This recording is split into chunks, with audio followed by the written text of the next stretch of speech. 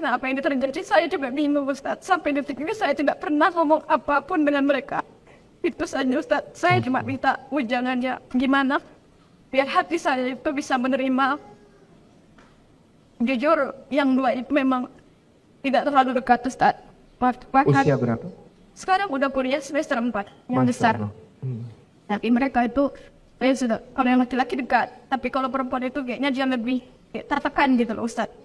Bahkan saya itu sudah ngomong, ayo dong Kak, curhat dong. Kalau punya teman laki-laki atau dekat, ngomong dong gitu. Gak usah ngomong itu ke luar, ke teman atau ke siapapun gitu. Tapi sampai detik itu belum terwujud. Itu saja yang perlu saya ngomong ke Ustaz, minta ujangannya gimana saya bisa ngasih pengarahan ke dia gitu kan. Biar mereka lebih dekat lagi ke saya gitu. Apalagi anak perempuan kan Ustaz. Makasih Ustaz. Makasih. Maaf ya Ustaz. Tidak masalah Bunda. Kita semua di sini punya ujian masing-masing. Kita semua di sini menghadapi persoalan dan kesulitan kita masing-masing.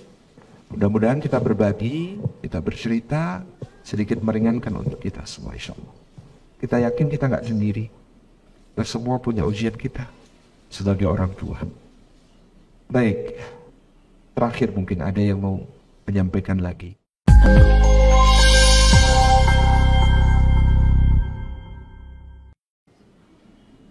Yang tentu kita menyambutnya dengan wah gitu. Barakallahu fikum. Oke, karena ini workshop, Bapak Ibu semuanya bawa handphone.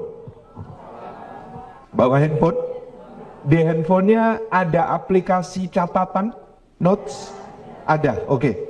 Sekarang tolong tuliskan 5 hal yang paling Bapak Ibu sesali tentang anak-anak.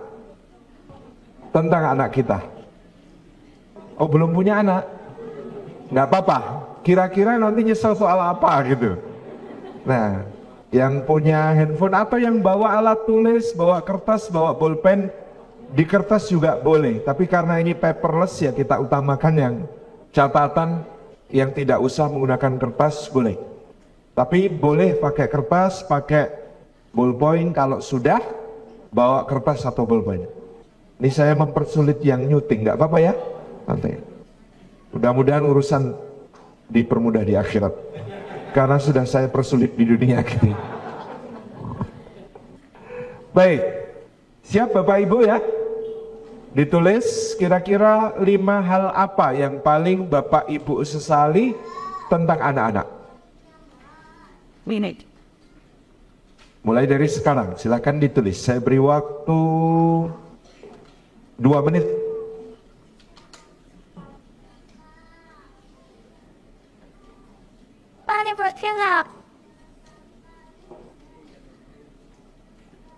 Kalau nggak ada yang disesali nggak apa-apa, jangan ditulis gitu ya. Misalnya ada yang disesali tentang anak-anak kita. Oke, saya perlonggar, nggak harus 5, boleh kurang nih, boleh lebih. Gimana Pak? Ditulis Pak. Karena malaikat saja mencatat Pak. Masa kita tidak mencatat kesalahan kita? Ustadz, ini yang penyesalan kita atau? Penyesalan kita.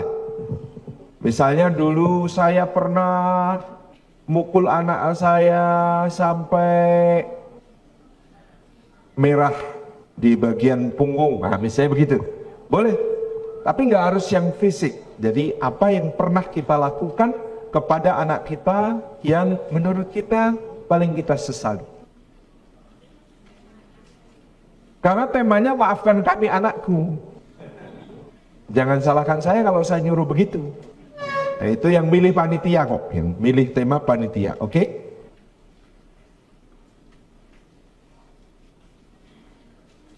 40 detik lagi. Masih ada waktu. Silakan.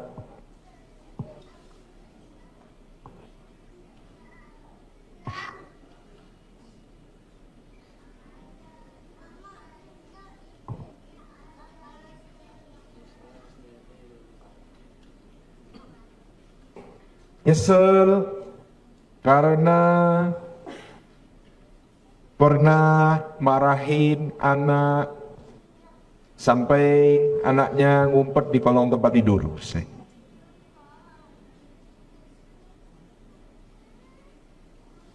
Tulis sejujur-jujurnya, tidak perlu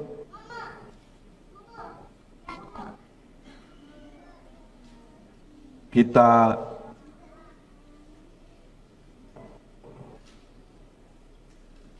terlalu tahan, dan lebih baik menyesal sekarang daripada besok. Sudah ya, Bapak Ibu? Sudah selesai semua? Oke. Izin saya ambil sampel beberapa untuk membacakan tulisannya. Ada yang mau volunteer untuk membacakan apa yang ditulis? Baik, Bapak yang di sini.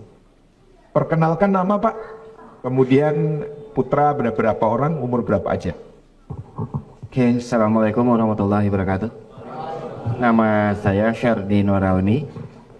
Putra saya kebetulan diamanahkan cuma satu, anak tunggal. Sekarang ada di pondok. Di pondok? Di pondok. Usia berapa Pak? Usia 13. 13. Oke. Apa yang pernah disesali Pak?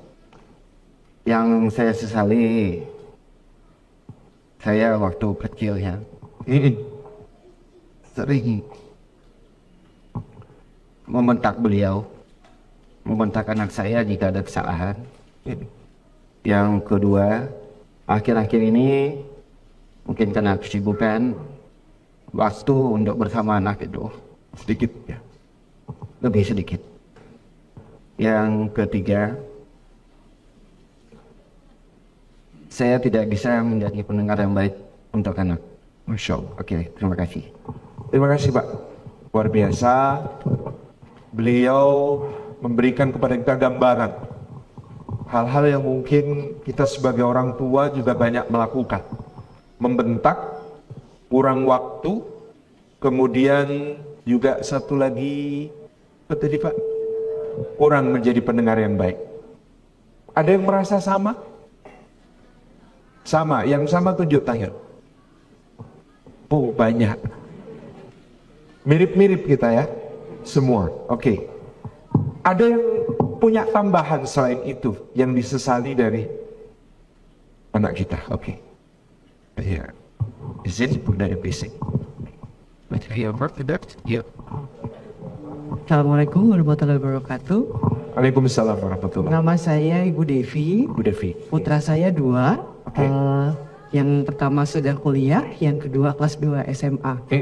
Mungkin ada satu yang mungkin berbeda dengan yang lain. Ya. Saya menyesal pada saat anak saya waktu kecil, saya terlalu sibuk. Ya. Jadi pada saat mereka itu perform di sekolah, saya tidak hadir. Nah, disitulah karena pada waktu dewasa, mereka itu mengingat ternyata. Mengingat dan mereka bilang, waktu kami perform kan ibu nggak ada. Nah, itu. Sampai Mereka dewasa, sampai mereka itu menyampaikan. Itu saya menyesali luar biasa. Makanya saya mungkin bilang ke teman-teman yang lebih muda dari saya, kalau anaknya perform di sekolah, tolong diluangkan waktu. Itu. Terima kasih. Terima kasih. Baik. Luar biasa. Saya baru datang aja sudah dapat banyak ilmu dari bunda-bunda sekalian. Saya mengalami hal yang sama. Pernah anak saya tampil di sekolah dan mungkin juga kasusnya sama. Saya tidak bisa mengikuti karena ada kegiatan lain. Dan itu sama. Sampai sekarang rasanya, kok dulu nggak ngeluangin waktu khusus. Padahal anak kita itu kecilnya cuma sebentar. Tahu-tahu dia sudah mondok, tahu-tahu dia sudah besar, dan tahu-tahu kita melewatkan masa-masa di mana kita bisa akrab-akrabnya dengan mereka. Luar biasa. Ada lagi bunda yang akan memberikan. Saya ke bapak yang di sana. Oke. Oh, ada yang bawain. Ya, makasih. Mari Pak. Bismillahirrahmanirrahim. Assalamualaikum warahmatullahi wabarakatuh. Waalaikumsalam warahmatullahi wabarakatuh. Nama saya Andri Rizal, punya putra putri 4 pasang. 4 pasang itu 8 orang berarti. Masya Allah. 4 putra 4 putri. 8 kebanyakan, 4 pasang kan agak sedikit pun. Ya. Biar terlihat sedikit lah ya. Biasanya orang biar terlihat banyak loh, ini biar terlihat sedikit. Tenang Pak, kita semua justru kagum dan bangga kalau ada bapak-bapak yang punya 8 putra-putri, Masya Allah. Udah punya 2 menantu, 1 cucu. Masya Allah, awet muda Bapak ini memang. Masya Allah, Masya Allah. Astagfirullah. Mungkin yang saya sesali sedikit, mungkin masa kecil anak-anak ya. Sekarang masih banyak yang kecil juga. Paling besar usia berapa Pak? 2002 sudah punya. Kelahiran 2002. Tahun 2000, berarti 22 tahun. Kelahiran 2000. Sekarang sudah punya anak. Sudah punya anak. Yang paling kecil? 6 tahun. Oh, 6 tahun. Baik. Alhamdulillah mungkin waktu kecil, karena background saya waktu itu security, saya cenderungnya agak keras dan cenderung kasar mungkin ya. Kalau menurut saya keras dan kasar gitu. Karena taunya bentak itu kan. Tapi saya mendidik anak itu fokusnya ya itu karena anak itu adalah amanah, tanggung jawab. Ya. Dan cenderung anak itu targetnya akhirat gitu. Betul. Jadi pendidikannya itu ya kalau dulu mungkin ada IT, dan sekarang anak-anak saya memang pondok tahfiz. Pondok tahfiz, alhamdulillah mungkin Ustaz ada yang kenal kemana-mana. Kemarin ya, di Karanganyar. Muhammad Fatih Farhat sempat mendampingi Ustaz waktu mengisi dia yang baca Quran di Islamic Center. Setelah saya kenal Ustaz, alhamdulillah 2 orang dah selesai 30 juznya, termasuk Muhammad Fatih Farhat bulan yang lalu tasmid 30 juz di Karanganyar di pondoknya Telaga Kausar. Yang satu lagi kemarin di Bekasi, alhamdulillah sekarang diterima di Ulan Tabur Kiroah yang Ustaz Sameh Salim yang di sini. Jadi yang paling disesali soal keras, kasar. Tapi ketika ditanya anak-anak saya yang katakan hafal Quran, atau ketika ditanya kok bisa begini, dia ditanya Ustaz atau teman, kamu kok bisa gini, gimana bapakmu mendidik gitu. Bapak saya kasar, keras, tapi alhamdulillah dia keras kasar, saya jadi begini gitu. Tapi saya tidak tahu keras kasar mungkin karena selalu berdoa, yaitu ya harapan ke anak-anak itu besar untuk akhiratnya. Mungkin Allah juga yang melunakkan hati-hati mereka. Saya tidak tahu apakah dia dendam sampai sekarang atau apa, tapi saya tengok dari setelah dia besar, dia ke saya birrul walidainnya, masya Allah, mungkin karena cenderung karena dijaga Allah, dijaga Al-Quran, karena hari-harinya itu mungkin lupa dia mungkin kekerasannya. Tapi ketika ditanya orang kenapa dia berhasil, dia mengingatkan itu, bapak saya keras dan kasar, tapi itulah yang membuat saya. Tapi alhamdulillah saya berhasil kena itu yang biasa. Yang beliau bilang ke orang-orang ketika dia itu ditanya. Alhamdulillah di kampung jadi imam masjid, sekarang udah buka pondok yang nomor 1 nomor 2 kan. Yang lain lagi alhamdulillah lagi merintis hafalannya, ada yang 15 atau alhamdulillah. Satu lagi mungkin sama dengan ibu tadi, penyesalan ketika mereka mentasmikkan 30 juznya, penyesalan saya kenapa saya tidak bisa hadir di situ gitu. Dan itu kayaknya bagi anak-anak walaupun tidak masalah, tapi itu harapan besar ketika dia punya prestasi, orang tuanya ada gitu. Ya. Tapi kedua jauhnya di Bekasi, kayak di Karanganyar itu mungkin jarak yang membuat saya tidak bisa hadir, tapi kami selalu bantu dengan doa, dengan apa. Baik. Mungkin itu aja pengalaman saya dan penyesalan yang mungkin alhamdulillah tidak. Terima kasih. Assalamualaikum warahmatullahi wabarakatuh. Waalaikumsalam warahmatullahi wabarakatuh. Luar biasa. Terima kasih. Ini pengalaman yang juga luar biasa. Hal-hal yang mungkin kita lakukan selalu ada 2 sisi. Ada lebihnya, tentu ada kurangnya. Ada positifnya, tentu ada negatifnya.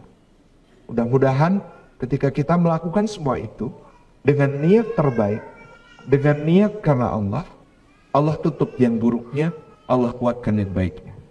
Dan kita menyaksikan salah satu dari beliau. Meskipun disesali, Tapi anak-anak itu ketika mengenangnya sebagai kebanggaan. Justru karena itulah mereka bisa seperti ini. Baik, tadi ada yang tunjuk tangan juga, masih ada. Oke, yang di sana Bunda. Oke, silakan Bunda, berdiri. Bismillahirrahmanirrahim. Waalaikumsalam. Di sini saya ingin menyampaikan penyesalan yang paling dalam sampai saat ini. Nama Bunda? Nama saya Yeti. Bunda Leti. Iya.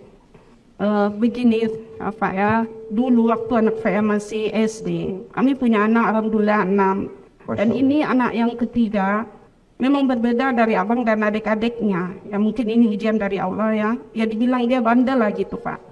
Terus di sekolah itu kalau abang adiknya juara, dia nggak pernah, selalu rankingnya terakhir terus. Dan sekolah pun pindah-pindah dari SD ini ke sana, pindah-pindah. Jadi saya saking gimananya gitu Pak ya, pas terima lapor, abangnya kan tunjukkan ini dia juara. Sementara dia ranking 32 dari 33 siswa. Jadi saya bilang, seandainya ini kamu bisa 10 besar, nanti mama belikan PS, saya bilang. Padahal saat itu keadaan ekonomi kami, bapaknya sedang nganggur. Tapi ya begitulah, dia belajar dia, ternyata kedepannya dia ranking 5. Masya Allah. Jadi saya kaget. Ya Allah, dia bilang, mama, ini aku ranking 5. Berikan PS. Padahal waktu itu untuk makan aja, kami sulit Pak. Jadi akhirnya, saya tidak bisa berikan. Sampai sekarang udah besar dia, dan pasti penuh. Dia jadi anak yang paling berbakti. Masya Allah. Tapi saya di dalam hati setiap melihat dia, saya menyesal. Menyesal sekali. Tapi dia yakin dia nggak apa-apa kok mak. Dia sekarang ya mengerti dengan kami yang membantu kehidupan kami. Sekarang Jadi usia berapa? rasanya sekarang dia udah 22 tahun. Masya Allah. Ya. Jadi sekarang saya setiap melihat dia, setiap terima uang dari dia, saya selalu menyesal. Seandainya waktu bisa saya balik, saya akan utang waktu itu. Itu penyesalan saya. Terima kasih Pak. Assalamualaikum. Barakallahu fiik. Pengalaman yang luar biasa, ya Bunda yang dirahmati Allah. Jadi kita ketika berjanji kepada anak kita dan kemudian kita pada keadaan-keadaan yang sangat berat untuk bisa memenuhi, itu akan menjadi beban. Bahkan sampai sekarang seperti yang beliau alami. Tapi ketika melihat putranya menjadi putra yang berbakti, ketika melihat putranya yang menjadi yang paling peduli kepada orang tua di usia-usia sekarang, pasti justru rasa bersalah itu bertambah sebenarnya. Itulah kita orang tua. Insya Allah kita bisa perbaiki itu, kita bisa menjadi orang tua yang lebih baik lagi, dan mudah-mudahan kita semua hari ini kita berbincang tentang penyesalan kita, tapi mudah-mudahan semua penyesalan itu kita habiskan di dunia. Kita ingin tidak menyesal kelak di hadapan Allah Subhanahu wa taala. Baik, ada lagi ayah bunda yang mau menyampaikan sesuatu. Saya pilih yang mana dulu ya? Bunda yang di sana. Yang senior dulu ya bunda. Wah ini sigap sekali, Masya Allah. Insya Allah sehat Pak, nanti berat badan langsung turun 3 kilo. Baik, silakan. Boleh berdiri bunda, silakan. Bismillahirrahmanirrahim. Assalamualaikum warahmatullahi wabarakatuh. Waalaikumsalam warahmatullahi wabarakatuh. Nama saya Wahyuni. Anak saya 1. Saya istri dari Bapak Ferdi. Masya Allah.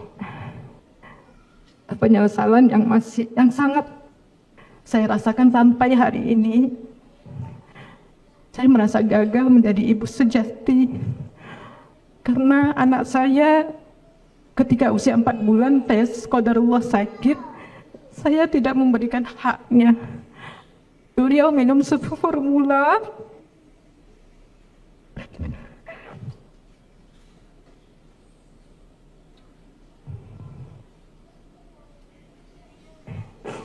Sejak saat itu saya sangat khawatir dalam sakit saya. Saya khawatir tidak ada bonding dengan anak saya karena yang merawat ibu saya.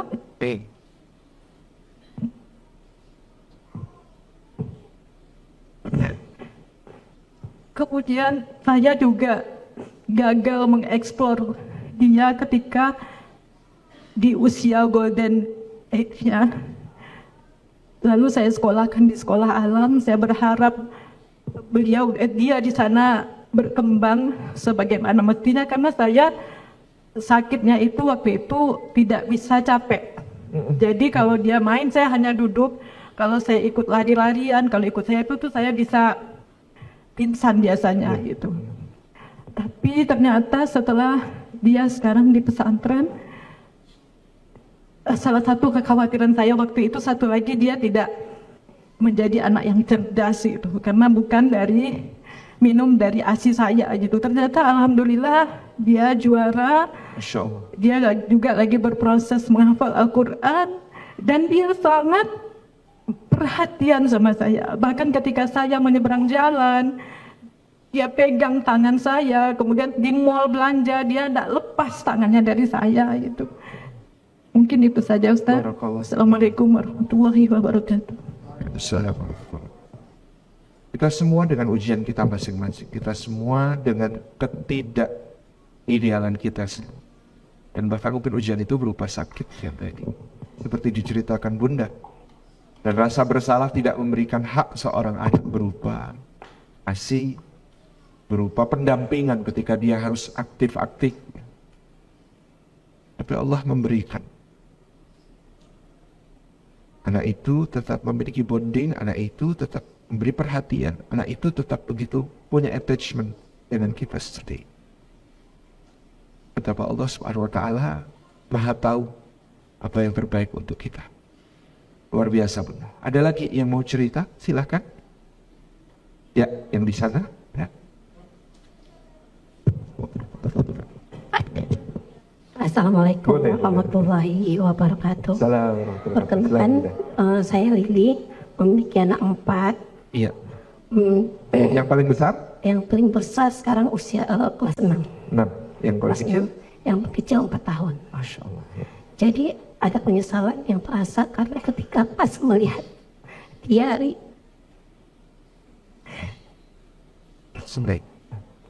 pas melihat dia karena bahwa dia merasa kesepian, kurang perhatian, ada rasa pilih kasih pas ketika baca dia.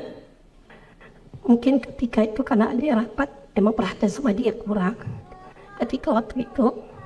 Dan sekarang juga sibuk, ada kesibukan, jadi pas baca dia itu dia merasa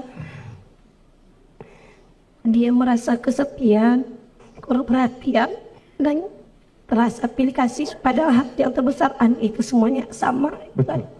Tapi dia bikin di sana pengen seperti teman-teman yang dekat sama orang tuanya.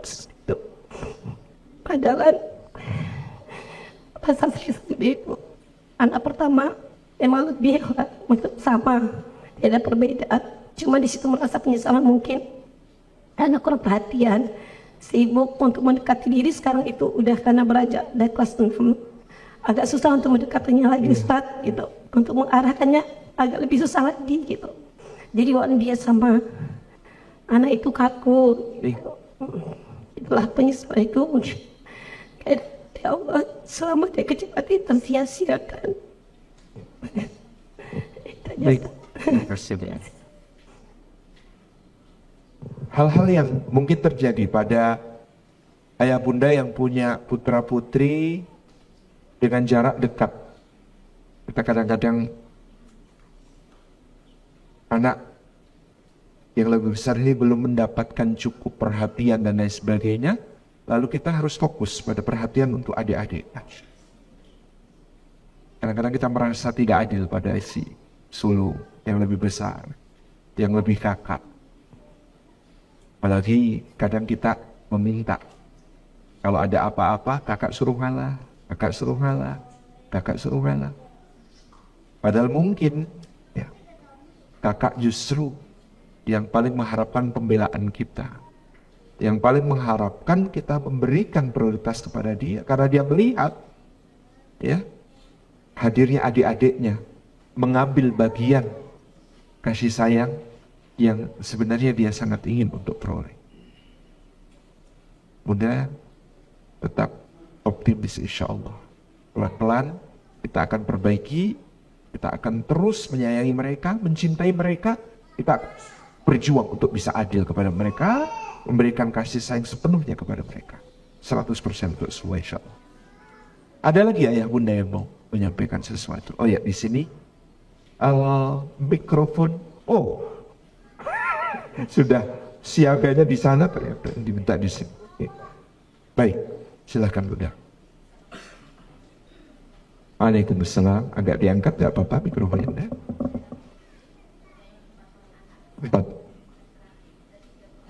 Yang laki-laki paling besar atau nomor 2? Sudah ya lah? Langsung. Saya itu Ustadz, Ya, dulu mungkin saya sibuk ya Ustadz, terlalu sibuk dengan dunian. Sampai-sampai saya tuh lupa kalau saya itu tak punya tanggung jawab sebagai seorang ibu. Dan singkat ceritanya, sampai yang terakhir itu perceraian Ustadz. Itu yang membuat saya merasa menyesal, ya Allah. Apa yang saya berikan kepada anak, rasa saya pengertian apa, karena mereka juga gak bisa ngerti kan dengan apa yang saya alami. Dan mereka tumbuh, yang 2 itu tumbuh dengan kurang kasih sayang Ustadz. Dan mereka tidak pernah merasakan kasih sayang seorang ayah, tidak pernah. Itu yang saya penyesalan terberat di saya itu. Saya nggak ngerti ngomongnya gimana, tapi penuh hati saya pikir. Saya pengen ngomong ke mereka, saya pengen kasih penjelasan ke mereka, tapi saya tidak bisa menjelaskan suami saya karena mereka, karena dia juga ayah dari anak saya. Tapi saya juga bingung cara ngomong saya, ngasih pengertian saya ke mereka itu. Karena apa yang terjadi, saya juga bingung Ustaz. Sampai detik ini saya tidak pernah ngomong apapun dengan mereka. Itu saja Ustaz, saya cuma minta ujangannya gimana biar hati saya itu bisa menerima. Jujur, yang 2 itu memang tidak terlalu dekat Ustaz. Usia berapa? Sekarang udah kuliah semester 4, yang besar. Tapi mereka itu, saya sudah, kalau yang laki-laki dekat, tapi kalau perempuan itu kayaknya dia lebih tertekan gitu loh Ustaz. Bahkan saya itu sudah ngomong, ayo dong Kak, curhat dong, kalau punya teman laki-laki atau dekat, ngomong dong gitu, gak usah ngomong itu ke luar, ke teman atau ke siapapun gitu. Tapi sampai detik itu belum terwujud. Itu saja yang perlu saya ngomong ke Ustaz, kita ujangannya gimana saya bisa ngasih pengarahan ke dia gitu kan, biar mereka lebih dekat lagi ke saya, apalagi anak perempuan kan Ustaz. Makasih Ustaz. Makasih. Maaf ya Ustaz. Tidak masalah bunda, kita semua di sini punya ujian masing-masing. Kita semua di sini menghadapi persoalan dan kesulitan kita masing-masing. Mudah-mudahan kita berbagi, kita bercerita, sedikit meringankan untuk kita semua insya Allah. Kita yakin kita nggak sendiri. Kita semua punya ujian kita sebagai orang tua. Baik, terakhir mungkin ada yang mau menyampaikan lagi. Oh ini dari bapak-bapak. Saya pilih yang senior dulu, nanti tetap bapak dapat kesempatan. Jadi ini 2 terakhir, bapak di sana silahkan pak. Baik, Assalamualaikum warahmatullahi wabarakatuh. Waalaikumsalam warahmatullahi wabarakatuh. Ustaz, nama saya Ilham. Pak Ilham. Ya. Alhamdulillah sudah dikaruniai 3 orang anak. Anak pertama perempuan, usianya 4 tahun 10 bulan sekarang. Oh 4 tahun ya? Ya. Kemudian anak yang kedua, usianya 2 tahun 5 bulan, kembar. Masya Allah, Masya Allah. Oh kembar. Kembar, perempuan juga, jadi anak 3 perempuan semua. Namun sekarang yang perlu saya tanya pertama, sering kadang karena kita laki-laki sibuk bekerja dari pagi sampai sore, sedangkan ibunya di rumah rawat anak yang bertiga. Kadang ketika kita pulang ke rumah, sering ego kita muncul. Kayak gini, ego kita itu ketika anak-anak sakit, ketika anak-anak berbuat sesuatu yang tidak kita inginkan. Kebanyakan kita laki-laki, ego, saya pribadi, nanti sasaran istri, kamu kemana aja? Anak nggak kamu lihat perhatikan. Padahal itu, pada ego itu sering muncul. Padahal itu sangat tidak baik. Kenapa? Karena istri kalau kita lihat ya dari pagi sampai sore dia kerja, cuci piring, cuci baju, semuanya dia kerjakan. Ya. Apalagi 3 anak kecil-kecil yang dia kerjakan. Betul. Mungkin mohon pencerahannya untuk mengatasi ego itu satu. Yang kedua adalah untuk ya mungkin antara anak pertama dengan anak kedua dan ketiga itu jaraknya tidak jauh. Betul. Tapi sekarang itu agak sering terpancing emosi itu anak yang pertama. Kadang mungkin karena pergi kerja pagi, pulang sore udah lelah, tahu-tahu dia berulah. Dinasihati 1, 2, 3, 4 kali, dia nggak berubah. Ketika dia berbuat salah, ujungnya kita emosi, membentak dia. Ujung-ujungnya dia lari, ujung-ujungnya dia lari ke ibunya atau lari ke rumah segala macam. Mungkin butuh penjelasan gimana supaya ketika mereka melakukan hal-hal yang bikin emosi kita memuncak, jangan sampai emosi kita lepas. Baik. Nah mungkin itu. Assalamualaikum warahmatullahi wabarakatuh. Waalaikumsalam warahmatullahi wabarakatuh. Baik. Terakhir, silakan. Assalamualaikum warahmatullahi wabarakatuh. Waalaikumsalam warahmatullahi wabarakatuh. Terima kasih kesempatannya Ustadz. Saya Abi Yudi dari Pekanbaru. Masya Allah. Dan saya bersahabat dengan Kak Bimo. Kemarin setelah muktamar, Kalau ini mengunjungi Ustadz. dikira cupu ternyata suhu kalau Ternyata kita pulang Ustadz juga ke Cianjur. Betul. Tapi alhamdulillah Allah pertemukan kita di bumi Allah di sini. Alhamdulillah. Kami mencintai Ustadz karena Allah SWT. Habbakallah alladhi ahbabtani fi. Salah satu ujian para aktivis dakwah itu Ustadz Salim juga terkait dengan waktu bersama anaknya. Betul.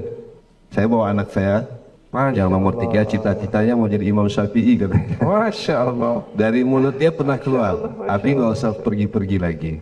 Abi nggak usah Ya. pergi lagi. Saya juga kasih perhatian. Dan kemarin di Joko Kaden saya ketemu Kak Bimo, beliau ke Gorontalo sebulan lamanya. Masya Allah. Nah begitu juga dari aktivis dakwah ini Ustaz, karena banyak kemana-mana, mungkin Ustaz bisa ngasih pandangan, kemudian apa nasihat pada ananda kita agar dia paham juga jalan dakwah ini. Baik. Mungkin juga dengan guru kita Ustaz Abu Somad dan seterusnya. Nah ini kan juga perlu pencerahan buat anak-anak kita, apa yang telah kita kerjakan untuk agama Allah ini. Mudah-mudahan Ustaz bisa kasih pandangan untuk para aktivis dakwah. Jazakumullah khair. Barakallahu Ustaz. Alhamdulillah. Baik, Bapak Ibu yang dirahmati oleh Allah Subhanahu wa taala. Hari ini ada satu hal yang sangat penting yang sudah kita lakukan. Kita menyesali sesuatu.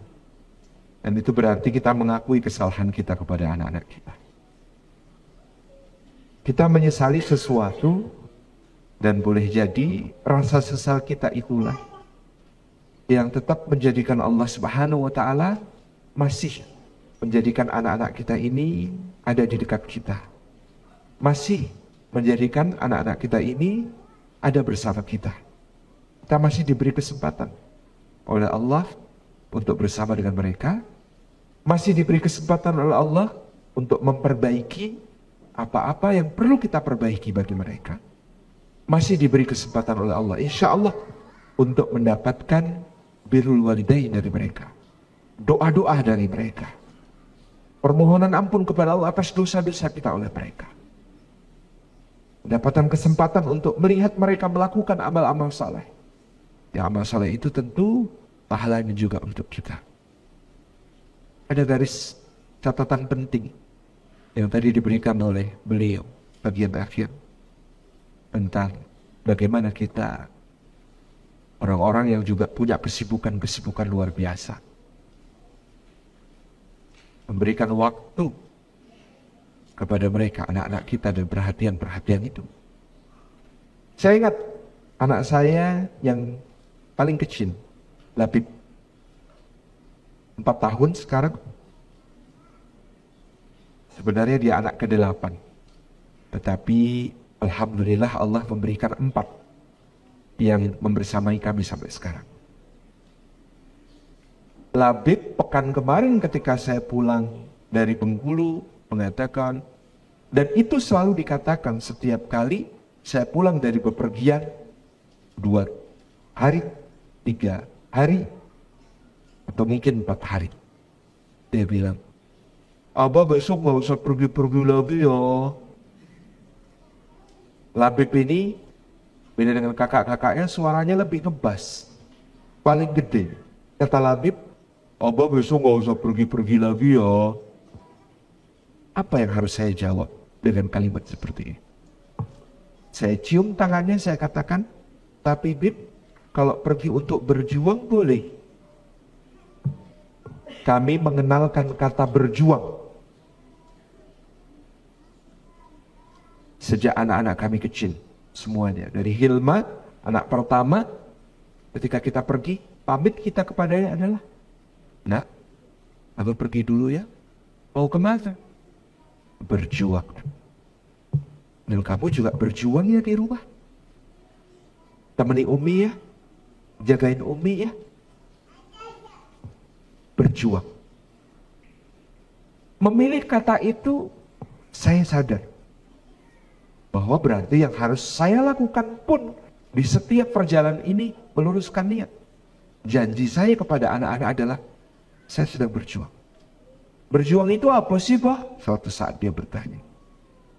Berjuang itu kita hidup di dunia ini hanya sementara, hanya sebentar.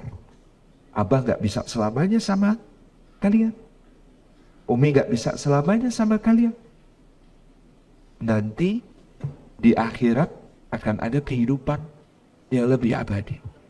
Sesudah Abah gak ada, sesudah Umi gak ada, kalian melanjutkan apa yang Abah dan Umi perjuangkan, maka nanti kita akan ketemu di kehidupan yang lebih panjang, lebih abadi, lebih sejati selama-lamanya. Dan kita bisa bersama terus selama-lamanya. Tapi syaratnya sekarang kita mau berjuang. Tapi berjuang di rumah, jagain Umi, jadi anak soleh, ikut ngaji sama Mas Nawab, ikut main sama Mas Jaisat, anak saya yang kedua, Nawaf, lebih menonjol untuk dia tekun membaca, dia tekun belajar Qur'annya. Anak saya yang ketiga, lebih kreatif, nata kursi dijadiin sebagai tempat tidur. Kemudian kalau dia gambar dari angka 1, 3, 1. Bah, dari angka ini kira-kira aku bisa gambar apa? Coba Jason. Kemudian dia menggambar beruang. Dari angka 59 aku bisa gambar apa, Bah? Coba Jason. Dan dia selalu punya gagasan-gagasan yang luar biasa. Saya kira, ayah bunda yang dirahmati Allah, kita semua punya penyesalan itu. Dan penyesalan itu yang membuat kita dalam hati merasa gelap. Tapi yakinlah, kita merasa bahwa di hati kita ada yang gelap, karena di sana masih ada cahaya. Karena tanpa cahaya kita tidak bisa mengenali kegelapan. Dan cahaya itu yang ingin kita besarkan hari ini di forum kita. Maafkan kami anakku. Bapak Ibu yang dirahmati oleh Allah Subhanahu wa taala. Tentu kita tahu anak-anak kita amanah yang luar biasa. Amanah yang begitu besar. Ketika Allah Subhanahu wa taala mengatakan kepada kita begini. Ya ayyuhalladzina amanu anfusakum wa ahlikum nara. Wa quduha an-nas wal hijara. 'Alaiha malaikatun ghiladun shidad. La ya'sunallaha ma amarahum wa yaf'aluna ma yu'marun. Sadaqallah. Wahai orang-orang yang beriman, jagalah dirimu dan keluargamu dari api neraka. Ketika Allah memanggil wahai orang-orang beriman dan kita merasa, ya Allah, Engkau memanggil aku. Dan Engkau memberikan kepadaku sebuah tanggung jawab yang luar biasa besar. Ku anfusakum wa ahlikum nar. Jagalah dirimu dan keluargamu dari api neraka. Kita memulai dari kesadaran luar biasa. Bapak Ibu, mana yang lebih berat? Ku anfusakum wa ahlikum nar. Jagalah dirimu dan keluargamu dari api neraka. Atau kalau Allah mengatakan adkhilu anfusakum wa ahlikum jannah. Masukkan dirimu dan keluargamu ke dalam surga. Mana yang lebih berat? Mana yang lebih berat? Ku anfusakum. Kita tahu Pak, masuk surga itu bisa 3 skenario. Masuk surga skenario pertama, masuk surga tanpa hisab. Saking besarnya kebaikan, tidak perlu dihisap, tidak perlu diaudit, dipersilahkan oleh Allah untuk langsung masuk surga. Mudah-mudahan kita semua termasuk demikian. Yang kedua, skenario masuk surga adalah dihisap amalnya, diperhitungkan amalnya, dilihat amal solehnya, amal salahnya, ditimbang pahalanya dan dosanya. Lalu terbukti pahalanya lebih besar daripada dosa-dosanya, amal solehnya jauh lebih banyak daripada maksiatnya. Maka orang beriman yang demikian masuk surga. Dihisap dulu, tapi langsung masuk surga. Skenario kedua. Skenario ketiga, masuk surga juga, tetapi ketika dia dihisap, diperhitungkan amalnya, ditimbang pahala dan dosanya, ternyata ada masalah. Amal salahnya sedikit, salahnya banyak, dosa-dosanya besar, pahalanya kecil. Dia tetap berhak masuk surga karena dia orang beriman. Tetapi keadaan yang demikian itu membuat dia harus mampir dulu ke neraka, transit sejenak untuk disucikan, dibersihkan dari dosa-dosanya dengan siksaan Allah, baru kemudian dia diangkat, naik ke dalam surga Allah. Ini juga masuk surga. Kalau Allah mengatakan adkhilu anfusakum wa ahlikum jannah, masukkan dirimu dan keluargamu ke dalam surga, tiga-tiganya boleh. Tapi ketika Allah mengatakan ku anfusakum wa ahlikum nar, jagalah dirimu dan keluargamu dari api neraka, sebenarnya Allah mengatakan apa? Wahai orang-orang yang beriman, masukkan dirimu dan keluargamu ke dalam surga dengan cara tanpa hisap, atau kalau dihisap pastikan amal salahnya lebih banyak daripada salahnya. Pastikan pahalanya lebih besar daripada dosanya. Difahami ya? Ternyata panggilan Allah di sini, ya ayyuhalladzina amanu, berat sekali. Ku anfusakum wa ahlikum nar. Saya melihat wajah-wajah orang tua yang luar biasa di pertemuan hari ini. Dan saya bersyukur itu ayah bunda. Betapa tidak banyaknya wajah-wajah seperti ini lagi. Ada orang tua yang kemudian, Kang, anak saya sudah saya sekolahkan di sekolah IT, Pak Ustadz. Cukup itu. Saya sudah memberikan bekal agama untuk mereka. Terserah nanti seperti apa. Tanggung jawab sebagai orang tua sudah selesai. Tanggung jawab itu tidak selesai. Tanggung jawab itu tetap ada di pundak kita. Yang bisa dialihkan hanyalah beberapa tugasnya. Yang bisa didelegasikan hanyalah beberapa bebannya. Tetapi tidak tanggung jawab. Kita nggak bisa ngajarin matematika. Maka kita mendelegasikan tugas untuk mengajari matematika kepada guru matematika. Kita nggak bisa ngajarin bahasa Arab.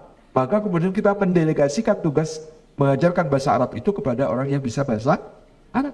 Kita nggak bisa mungkin ngajari Quran sampai tajwid secara mutqin. Maka kita memilih guru Quran untuk dia supaya bisa mengajarkan Quran sampai mutqin untuk dia. Itu yang didelegasikan hanya tugasnya, mas'uliyahnya, tanggung jawabnya. Ku anfusakum wa ahlikum nar. Jagalah dirimu dan keluargamu dari api neraka, tetap melekat kepada kita. Bapak Ibu yang dirahmati oleh Allah Subhanahu wa taala, hari ini setelah kita punya penyesalan untuk anak-anak kita, yang pertama yang kita lakukan adalah merefleksikan ayat ini. Surah An-Nisa ayat ke-9. Firman Allah Subhanahu wa taala, A'udzu billahi minasyaitonir rajim. Wal yakhshal ladzina law taraku min khalfihim dzurriyyatan dhi'afan khafu 'alaihim falyattaqullaha wal yaqulu qawlan sadida. Wal yakhsha, dan hendaklah merasa takut, hendaklah merasa khawatir. Siapa? Alladzina, orang-orang yang lau taraku,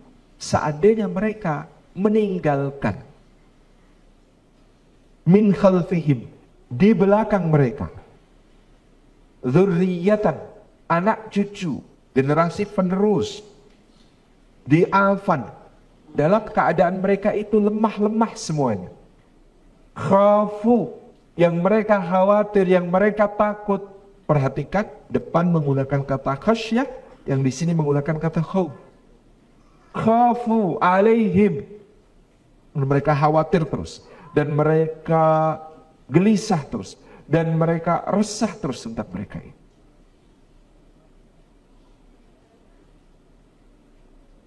Meninggalkan anak-anak dalam keadaan lemah, rapuh, yang selalu kita khawatirkan keadaan. Maka refleksi ayat ini solusinya dari Allah Subhanahu wa taala, falyattaqullaha, maka hendaklah mereka para orang tua itu bertakwa kepada Allah. Wal yaqulu qawlan sadida, dan hendaklah mereka para orang tua itu mengucapkan perkataan yang lurus.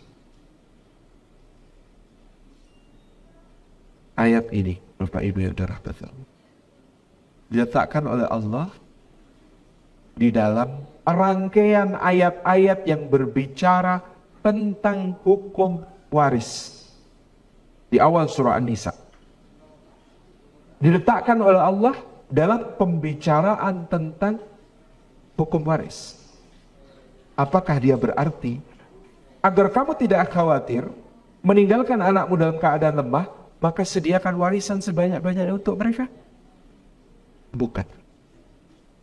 Dengan ayat ini justru Allah hendak mengatakan, diberi warisan harta sebanyak apapun anak-anak kalian itu tidak akan pernah cukup, tidak akan pernah menghilangkan rasa khawatir di hati kalian tentang mereka sepeninggal kalian. Dikumpulkan, ditumpuk-tumpuk, deposito triliunan, emas berbatang-batang, tanah di mana-mana, sertifikat setumpuk yang kelak akan dibagikan untuk anak-anak itu. Seakan-akan Allah mengatakan di ayat ini, semua itu tidak akan pernah menjawab persoalan. Karena bukan itu jawaban persoalan untuk anak-anak yang kelak akan kalian tinggalkan.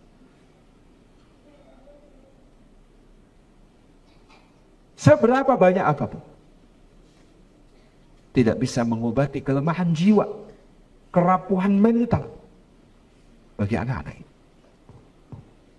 Dua hal yang Allah Subhanahu wa taala tawarkan di sini adalah falyattaqullaha, hendak kalian bertakwa kepada Allah. Takut juga kepada Allah. Jadi di ayat ini ada 3 variasi kata takut. Khasyah, khauf, takwa. Simple, kita bisa terjemahkan 3-tiganya takut. Tapi tentu punya makna dan penekanannya masing-masing. Kita khawatir tentang anak-anak kita di masa depan. Tapi Allah mengingatkan bahwa ada obat bagi kekhawatiran itu. Ada obat bagi ketakutan-ketakutan itu. Yaitu falyattaqullah. Ketika kita alihkan rasa takut, kekhawatiran tentang masa depan anak-anak kita menjadi rasa takut kita kepada Allah Subhanahu wa taala.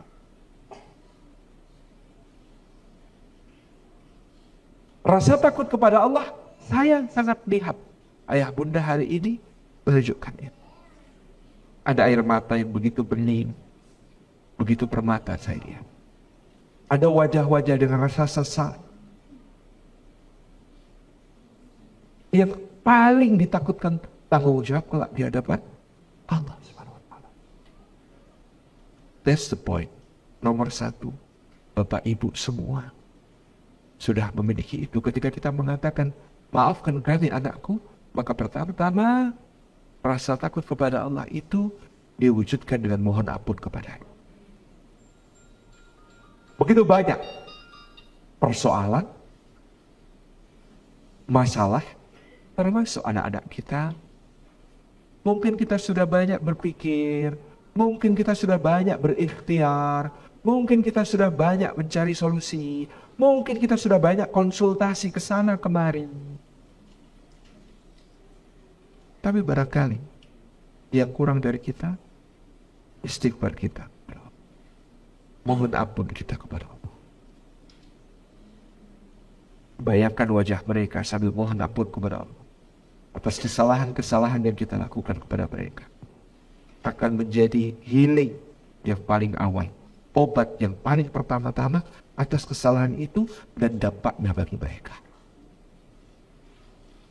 Makanya benar dirahmati Allah, pertama-tama kita bisa memperbaiki kesalahan itu dengan beristighfar, mohon ampun kepada Allah. Al-Imam Hasan al-Basri ditanya oleh masyarakat, berganti-ganti yang datang, berbeda-beda persoalan. Ada yang mengadukan masalahnya, yang dahulu kaya, sekarang terlilit hutang. Ada yang mengadukan masalahnya, dulu orang berpengaruh, sekarang bahkan jadi buronan. Ada yang mengadukan masalahnya, dikhianati teman bisnisnya sehingga bangkrut. Ada yang mengadukan masalahnya, ada persoalan rumah tangga dengan keluarganya, dengan anak, dengan istri. Ada yang mengadukan masalahnya, anak-anaknya yang dia anggap durhaka kepadanya.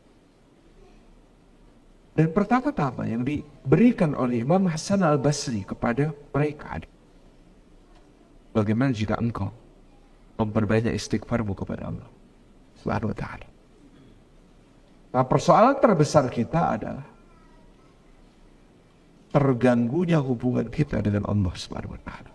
Dan yang paling mengganggu hubungan kita dengan Allah adalah dosa-dosa kita. Hubungan kita dengan pasangan kita terganggu. Pertama-tama mungkin yang terganggu hubungan kita dengan Allah. Hubungan kita dengan anak-anak kita terganggu. Pertama-tama mungkin yang terganggu hubungan kita dengan Allah. Dan cara memperbaiki hubungan dengan Allah yang paling mudah adalah istighfar. Adalah mohon ampun kepada Allah. Parenting itu mungkin ada teorinya muluk-muluk. Tapi teori apapun tidak akan pernah sukses ketika hubungan kita dengan Allah bermasalah. Mau membesarkan anak seperti apapun, dengan ilmu seperti apapun, pertama-tama yang kita perlu perbaiki hubungan dengan Allah.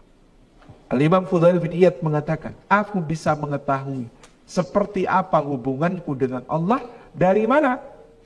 Dari sikap istriku kepadaku, dari apa yang dilakukan anak-anakku kepadaku, bahkan juga perilaku tikus-tikus di rumahku.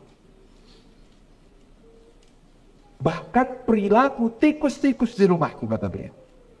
Kalau aku lagi bermasalah sama Allah, tikus-tikus mengganas di rumahku. Ketika hubungan kita dengan Allah bermasalah, maka hubungan kita dengan semua, termasuk istri kita, suami kita, anak-anak kita, bermasalah. Maka memperbaiki apa-apa yang salah dari pola asuh yang kita lakukan untuk anak-anak kita, apa yang kita pernah perlakukan kepada mereka, adalah dengan memperbaiki. Falyattaqullaha, hendaklah merasa takut kepada Allah. Rasa takut kepada Allah itu mari kita wujudkan dalam bentuk istighfar, mohon ampun, karena yang bikin kita bermasalah dosa-dosa kita sendiri. Itu yang pertama. Falyattaqullaha, maka hendaklah bertakwa kepada Allah.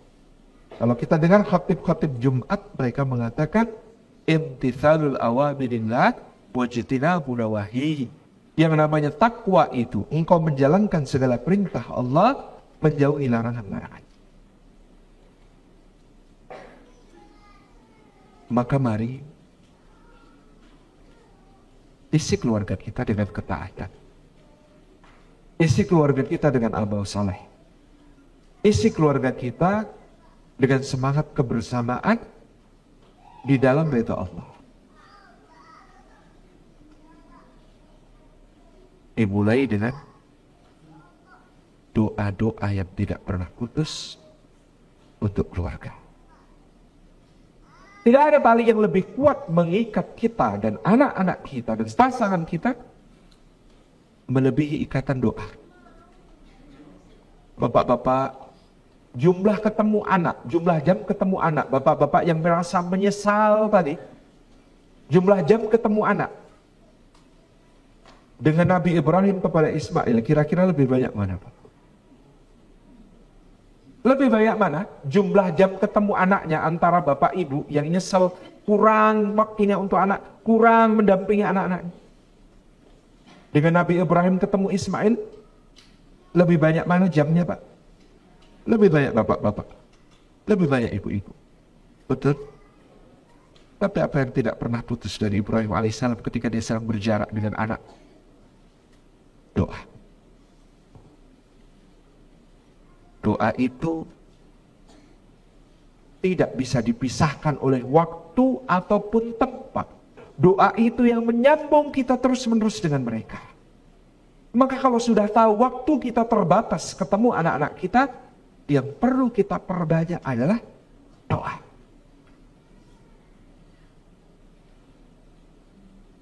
Berapa kali sehari ayah bunda mendoakan anak-anak?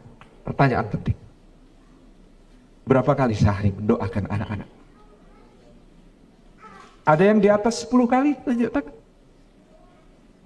Barusan Ustaz saya rapel. Ada yang mendoakan lebih dari 10 kali sehari? 5 kali? 5 kali. Seusai sholat. Kalau dia nggak sholat, pertanyaannya kan, kalau 5 kali sesuai seusai sholat. Kalau lagi nggak sholat, bapak-bapak sholat terus kan? Habis sholat lupa pernah doain anak? Nggak sempat karena bel sudah berbunyi. Baik. Setelah istighfar, kedua PR kita adalah mendoakan mereka. Tidak ada hal yang lebih mampu memperbaiki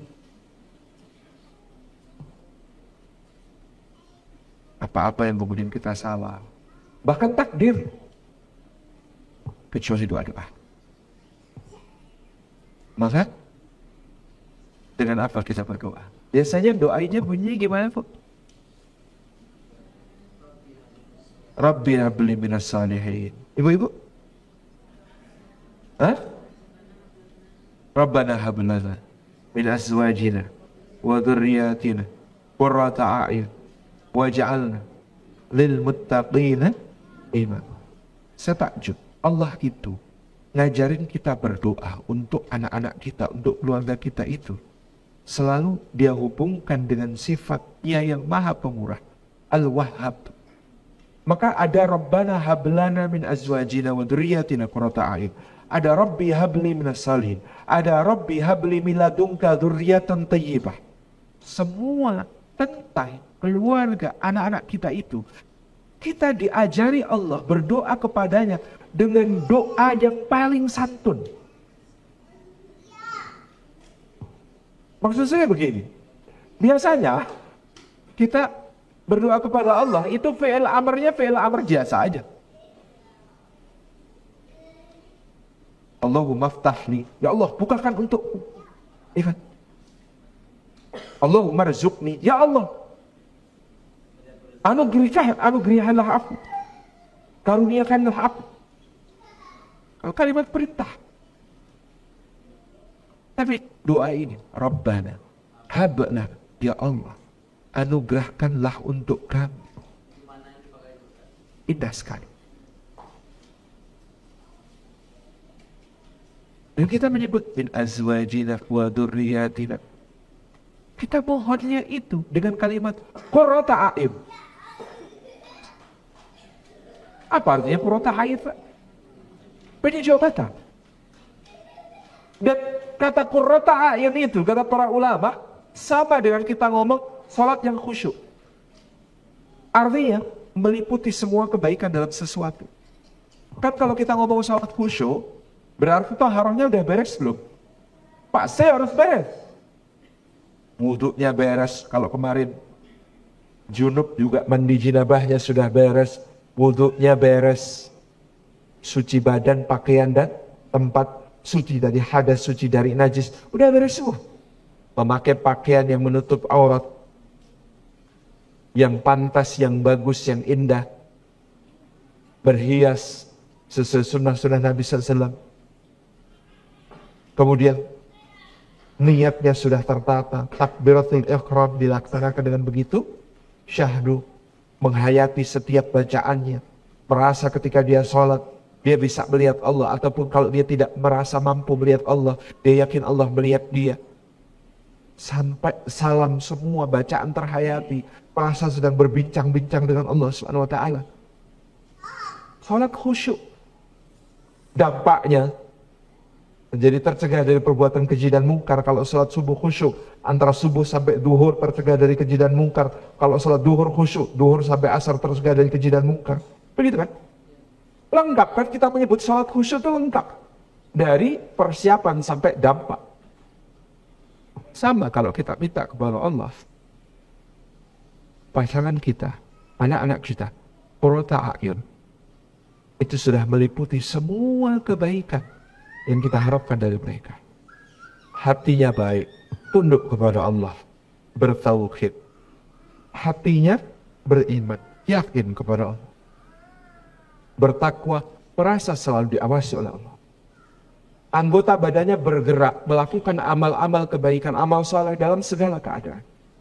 Akhlaknya, perilakunya, akhlakul karimah, khuluqin hasan, semuanya. Yang disebut sebagai qurratu a'yun. Jadi kalau kita mau doa yang meliputi semua kebaikannya, doain qurratu a'yun. Dan lagi-lagi pengikat keluarga yang paling luar biasa adalah takwa. Sehingga doa ini ditutup dengan kata waj'alna lil muttaqina imama. Kita tuh biasanya diajarin doa lain, itu doanya tawadhu. Tawadhu itu maksudnya begini, waj'alna minat tawabin, waj'alna minal mutatahhirin, waj'alna min ibadikas salihin, waj'alna min warathati jannatin, dan lain sebagainya. Dan jadikan kami ya Allah termasuk satu di antara banyak orang yang bertaubat, termasuk satu di antara banyak orang yang bersuci, termasuk satu di antara banyak orang yang hambamu yang soleh, termasuk satu di antara banyak orang yang mewarisi surga naim. Tapi kenapa doa ini bukan berbunyi waj'alna minal muttaqin? Aneh ya, doa ini tidak kemudian kita diajari waj'alna minal muttaqin, jadikan kami termasuk satu di antara banyak orang yang bertakwa ya Allah. Enggak, doa ini berbunyi waj'alna lil muttaqina imam, jadikan kami Allah imamnya, pemimpinnya, orang-orang bertakwa. Ada gak doa lebih ambisius daripada ini? Jadikan kami bukan cuma termasuk orang bertakwa, tapi sebagai pemimpinnya orang bertakwa. Karena untuk urusan keluarga kita minta yang terbaik sama Allah, tertinggi sama Allah. Karena urusan takwa, takwa itu nggak kelihatan. Insya Allah nggak bikin orang iri, insya Allah nggak bikin orang dengki. Kita minta yang tertinggi sama Allah. Waj'alna lil muttaqina. Kapan kita merasa ada rindu, anaknya mungkin sedang di pondok, doakan. Jangan terbayang-bayang, jangan berhalusinasi, karena di situ syaitan bisa membisikkan hal-hal buruk. Begitu ingat anak, doa. Begitu ingat anak, doa. Begitu ingat anak, doa. Demikian pula ingat suami, ingat istri. Ibrahim alaihissalam ketemunya anak dengan bapak ibu, lebih banyak bapak ibu. Tetapi Ibrahim alaihissalam tidak pernah putus dari mendoakan anak yang berjarak jauh.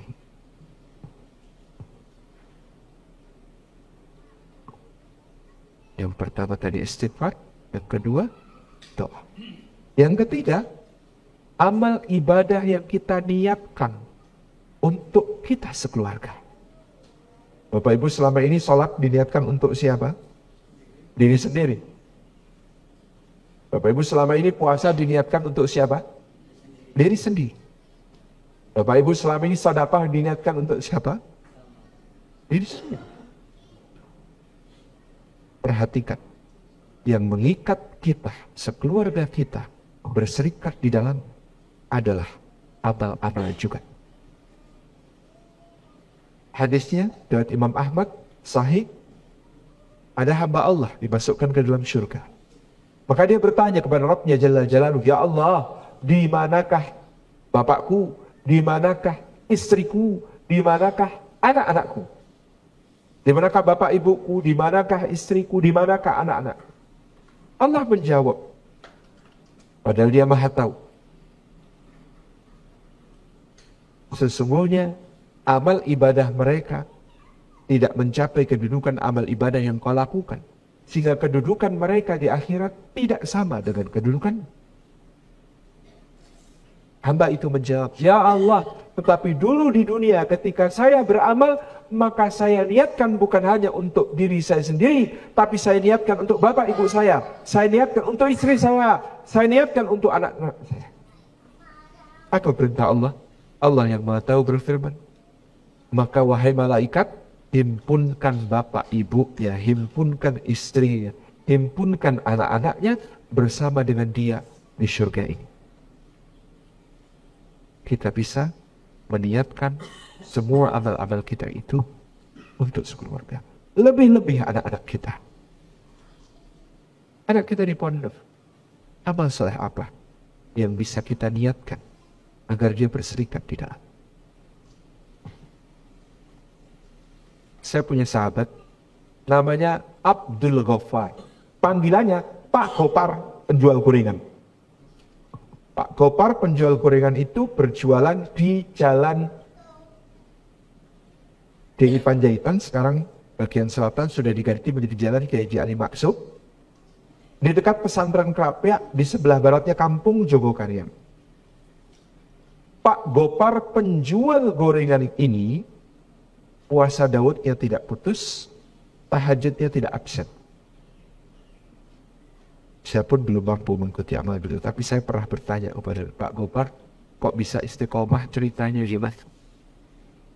Suatu hari, Kiai Khalil Bisri Rembang, kakaknya Gus Mus, datang ke Krapyak. Saya diminta untuk mijitin beliau. Ketika saya mijitin beliau, beliau mempersilahkan saya minum. Pas ketika itu saya puasa, Senin Kemis, kata beliau. Lalu Mbah Khalil, kata beliau, mengatakan, lah ya lho Pak, kamu tuh puasa toh Pak? Nggih Pak Kiai. Lah bapak ibumu dulu puasa juga Pak, tirakat juga Pak, ibadah juga Pak. Nggih Pak Yai, tapi ya tidak dalail, tidak terus-menerus, hanya sesekali puasa, sesekali sholat sunat, ini itu. Lalu kata Pak Gopar, Mbah Khalil mengucapkan satu kalimat yang seperti hantaman palu kudam ke dada saya. Kalimat beliau berbunyi, lah ya lho Pak, bapak ibumu dulu tirakat saja kamu cuma jadi seperti ini. Lah kalau kamu gak tirakat, anakmu mau jadi seperti apa? Lah ya lho Pak, bapak ibumu tirakat saja kamu cuma jadi seperti ini. Kalau kamu tidak tirakat, kamu besok anak-anakmu mau jadi seperti apa? Bersama ini refleksi kita. Kita seperti ini mungkin bukan karena kebaikan kita, tapi doanya bapak kita, kakek kita, kakek buyut, kakek canggah, kakek utek-utek, kakek gantung siwur, kakek gali hasem, kakek tepuk bosok, naik ke atas terus. Mereka mungkin pernah mendoakan kita. Apakah tradisi baik itu akan kita putus di kita sehingga kita tidak tirakat untuk anak cucu kita? Kita tidak berbuat amal soleh, punya ibadah khusus untuk kemudian kita niatkan bagi mereka. Kata Pak Gopar, sejak saat itu saya niati Gus, pokoknya puasa Daud, pokoknya tahajudan, rakitan rong rokangat, sak rekangat. Kata beliau, meskipun cuma 2 rakaat tahajud, 1 rakaat witir, selalu saya lakukan. Jangan putus. Anak-anaknya Pak Gopar ini sekarang hafid dan hafidhah semua. Penjual gorengan di Jalan Ali Maksum. Kita punya apa? Cara kita minta maaf kepada anak-anak kita, kita punya amal-amal yang kita niatkan bersama untuk mereka. Waktu saya mondok dulu di Musyar, guru saya Allahyarham Kiai Haji Mu'tamid Khalil, kalau ketemu santri bermasalah, maka yang pertama dipanggil bukan santrinya, orang tuanya.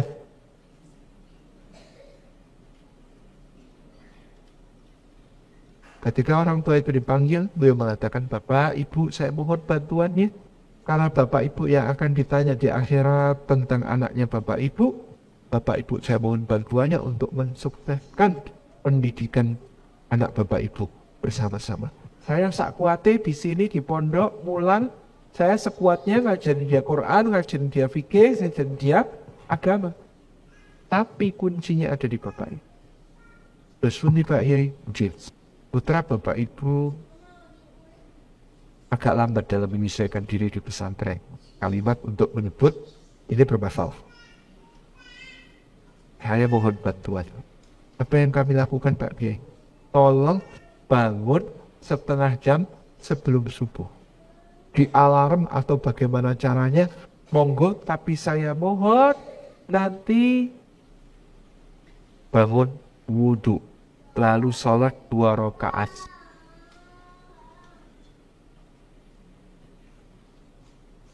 Rakaat pertama membaca Wadduha.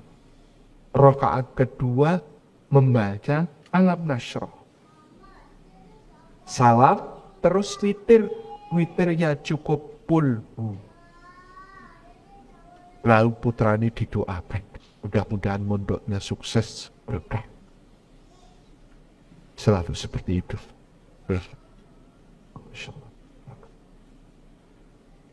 Punya amal yang kita niatkan, bukan hanya untuk diri kita, tapi untuk keluarga kita, untuk anak-anak. Bagian dari takwa kepada falyattaqun. Maka hendaklah bertakwa kepada Allah SWT.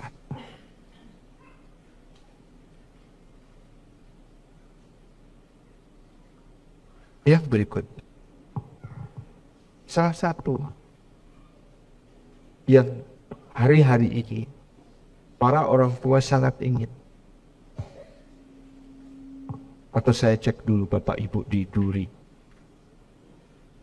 siapa yang ingin putra putri ibu bapak jadi ahli Al-Quran? Semua ya, jadi penghafal Quran semua.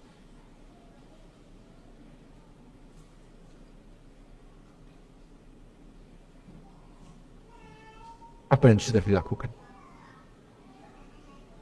Masukin anak ke pondok, datangkan guru Quran, dan sebagainya.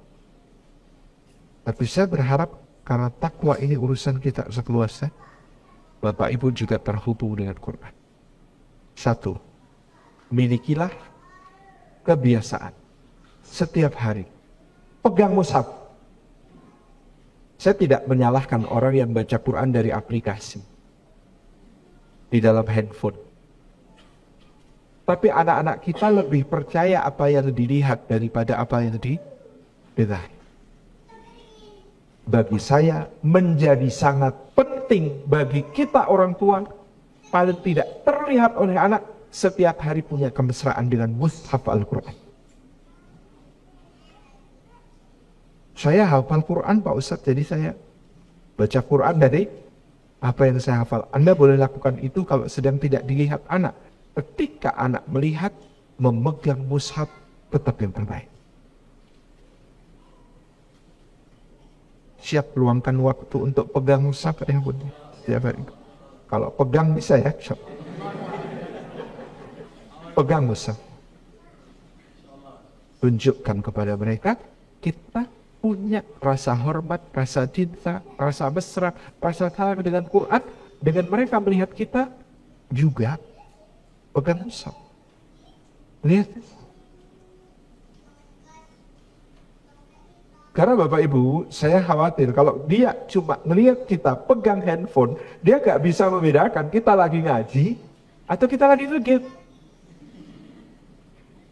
Dan itu memang samar sekali bagi dia. Nanti yang ditirukan adalah pegang gadgetnya, pegang handphone tidak menjadi tarbiyah buat anak-anak kita. Tapi kalau kita pegang mushaf, tetap terlihat pegang mushaf di mata anak-anak kita, lalu tidak anak-anak kita melihat, kenapa sih ayah bunda pegang ini sering-sering, apa sih ini? Apalagi anak-anak kita masih kecil. Pegang mushaf itu penting, buka mushaf itu penting. Yang kedua, setelah pegang mushaf, apa yang harus dimulai? Bacaan Al-Quran harian. Saya tidak mewajibkan Bapak Ibu ikut orders, one day one juice, meskipun itu baik dan sangat baik. Tetapi paling tidak Bapak Ibu punya hal yang dibaca dari Quran setiap hari. Tidak harus banyak, tapi ada. Sekalian pegang mushaf tadi. 1 halaman, kebangetan sih. 2 halaman, 3 halaman kalau bisa misalnya. Tapi kita punya kebiasaan itu. Wirid dari Quran harian. Baca dari Quran, apa yang kemudian kita bisa baca. Wah, kalau cuma dikit-dikit nanti gak hatam-hatam. Gak hatam, gak hafal, Pak. Tetapi kita punya yang kita baca dari Quran setiap hari. Dan biarkan anak-anak lihat itu. Ayah lagi ngapain? Ngaji. Apa yang dibaca? Qul huwallahu ahad. Tidak apa-apa. Tapi kita punya bacaan Quran. Kita pegang mushaf. Kita cinta mushaf. Kita hormat sama Quran. Itu dilihat oleh anak-anak kita. Ayah bunda, anak-anak kita itu tadi apa? Lebih percaya yang dilihat daripada yang didengar. Dan ukuran kebaikan itu ayah bunda, bukan orang lain. Ukuran kebaikan itu ayah bunda. Dia taunya ayahku orang baik, apa yang dilakukan ayahku adalah baik, apa yang tidak dilakukan tidak baik. Dia taunya bundaku orang baik, apa yang dilakukan bundaku baik, yang tidak dilakukan bundaku tidak baik. Nah, baca Quran dong nak. Enggak baca Quran itu enggak baik. Kok enggak baik? Ayahku enggak pernah. Ayahku yang orang baik tidak pernah baca Quran. Berarti baca Quran itu tidak baik. Sesimpel itu cara berpikirnya. Nah, jangan ambil barang pakai kaki dong, nah, enggak sopan. Sopan, kenapa? Bundaku sering. Apa yang sering dilakukan adalah baik. Yang tidak dilakukan adalah tidak baik. Simple anak-anak kita ini, saudara. Jadi, punyai bacaan harian dari Quran. Sampai di sini, menurut saya, sudah baik. Tapi kalau Bapak Ibu nambah satu lagi istimewa. Anak Bapak Ibu menghafal Quran. Putra putri Bapak Ibu menghafal Quran. Kenapa Bapak Ibu tidak? Wah, sudah tua Ustaz, sudah nggak golden age. Pertanyaan saya, Bapak Ibu yang dirahmati Allah. Di usia berapakah Rasulullah Muhammad SAW mulai menghafal Quran? 40 tahun. Siapa Bapak Ibu yang umurnya 40 tahun? Yang kurang dari 40 tahun? Yang lebih dari 40 tahun? Abu Bakar 37, Utsman 35, Abu Quhafa 70 tahun baru memulai menghafal Quran. Jadi kalau ada yang mengatakan baca hafalan Quran itu, ya kalau waktu sudah golden age, kalau sekarang sudah telat, mitos. Karena Nabi SAW menghafal Quran dimulai umur 40. Saatnya mulai kan Pak, berarti Pak? Kita umur-umur kita ini saatnya memulai 40. Yang kedua, waduh Ustaz, mana kuat kayak anak saya. Anak saya sehari bisa 1 halaman hafal, 2 halaman hafal. Bahkan itu program intensif, 1 tahun hafal 30 juz, 6 bulan hafal 30 juz, 3 bulan hafal 30 juz, 1 bulan hafal 30 juz. Pertanyaannya, berapa lama Rasulullah SAW menyelesaikan hafalan Qur'annya? 22 tahun, 2 bulan, 22 hari, yaitu angka-angka yang dipas-paskan aja. Hitung saja kita bulatkan, 23 tahun. Itu lama atau sebentar? Jadi kita boleh lama nggak ngapalin Quran? Lama, kalau bisa sampai mati masih ngapalin Quran. Bener kan? Gak harus cepat kan?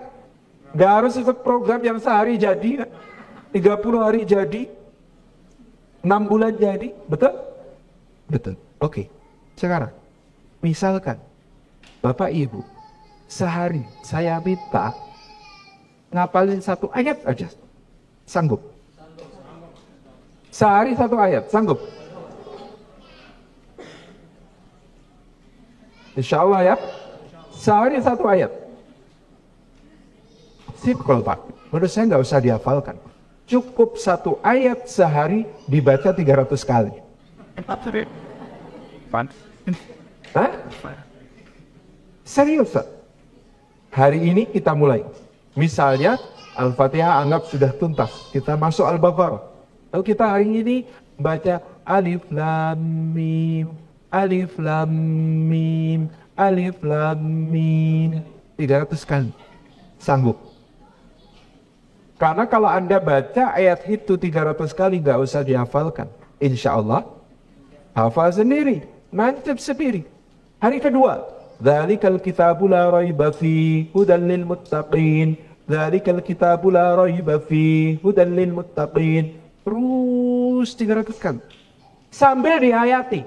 Ya Allah, tidak ada keraguan pada kitab ini ya Allah.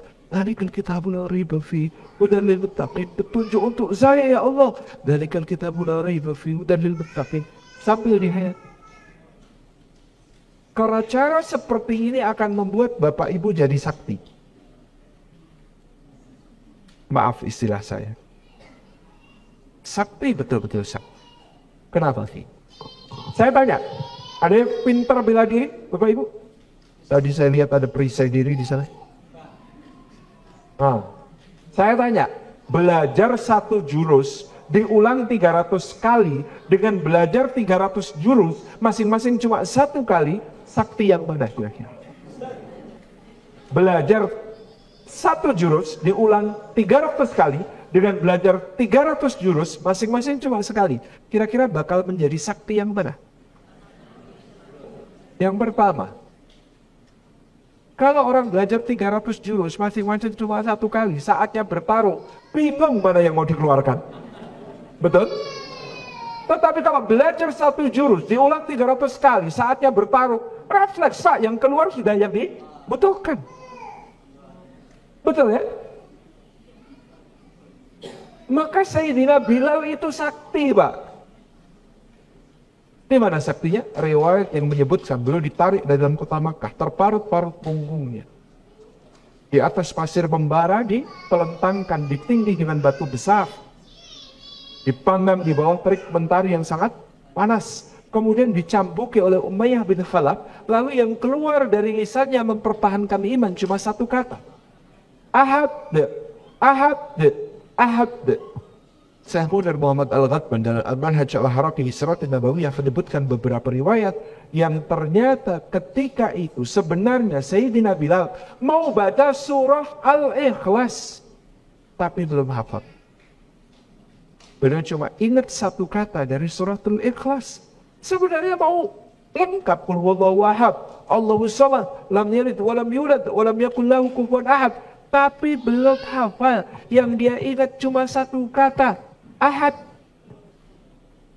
Dan 1 kata dari suratul Ikhlas, kalau yakinnya terhunjak, bisa menghadapi ujian iman seberat itu. Jadi kalau ibu-ibu alif lam mim, alif lam, ya Allah, engkau menyusun Quran dari huruf-huruf seperti ini, kau tantang seluruh jin manusia, gak ada yang bisa membuat serupa Quran. Itu diyakini sambil alif lam mim sehari 300 kali. Sakti Bapak Ibu. Dan itu yang kita harapkan anak-anak kita juga begitu. Bukan sekedar di sini hafalan itu. Di sini. Praktis. Siap ya Bapak Ibu. Sehari 1 ayat. Dibaca 300. 300 kuat. 150. 150 kuat ya. 100 minimal. Oke? Bisa ya, Bapak Ibu. Insya Allah ringan. Yang paling berat nanti cuma hari ke-282. Hari ke-282 itu agak berat karena satu halaman, satu ayat.